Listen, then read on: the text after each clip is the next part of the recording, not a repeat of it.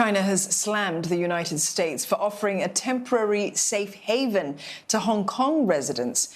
Beijing says that the move is violent interference in Hong Kong's internal affairs, and it's vowed to respond to what it calls a plot that's doomed to fail. President Joe Biden of the United States has ordered the move in response to Hong Kong's sweeping national security law. Hong Kong citizens residing in the United States will now be allowed to extend their stay. Now, they can live and work in the country for up to 18 months. An activist group says that 100,000 people could benefit from the offer.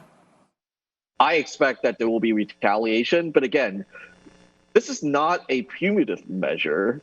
We are saying to Hong Kongers, you are welcome in the U.S. if you are afraid to be in Hong Kong or to return to Hong Kong.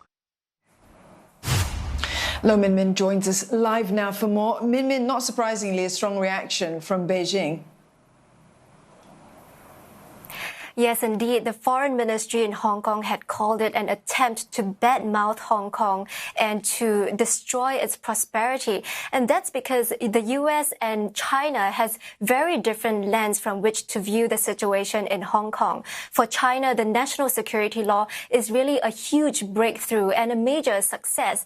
They managed to calm a very turbulent situation, safeguard peace and stability, and put an end to chaos. And that's very different from the U.S. point of view, which is from a human rights and freedom of speech perspective. And so, of course, China is very angered by this, and they see it as an attempt to interfere in its internal affairs and to stir up instability in the country.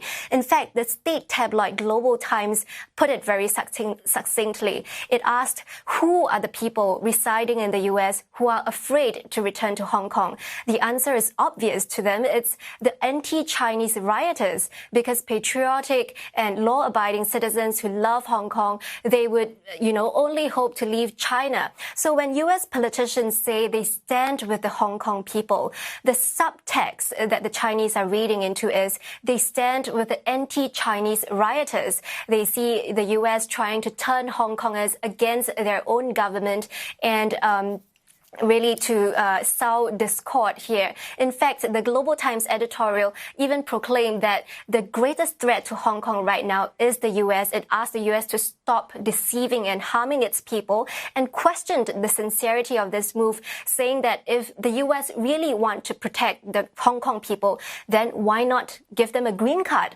Why not turn them into American citizens? So they see this as a cheap trick, a political move for political favors at very little cost to itself. And of course, it's already garnered support from, for example, the foreign minister the British foreign minister, who has expressed support on Twitter, calling it a decision that is big-hearted. Whereas from the Chinese point of view, this is really an attempt to smear China in bad faith.